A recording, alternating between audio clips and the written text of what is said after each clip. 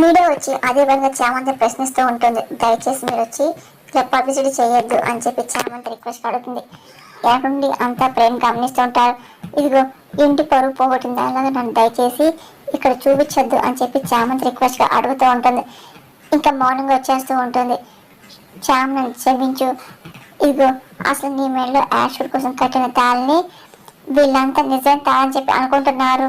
అది నాకు తెలుసు, ఇంట్లో అందరికి తెలుసు, వాళ్ళకేం తెలుసు, అది ఒక తాడు లాంటిదని చెప్పేసి నువ్వు అది ఒక నటన పెళ్ళి అని చెప్పి నమ్ముతున్నావు కదా అని చెప్పేసి ప్రేమ అన్న మాటలకి చామంతి షాక్ అవుతాడు. ఇదిగో క్లియర్ కదా నువ్వు కూడా, నేను అసలు ఏమీ చెప్పలేకపోతున్నాను ఇదిగో అని చెప్పేసి ప్రేమ్ అంటూ ఉంటాడు. ఇంకా చామంతి ఏం మాట్లాడలేక అయోమయంలో అలాగే టెన్షన్తో ప్రేమ చూస్తాడు.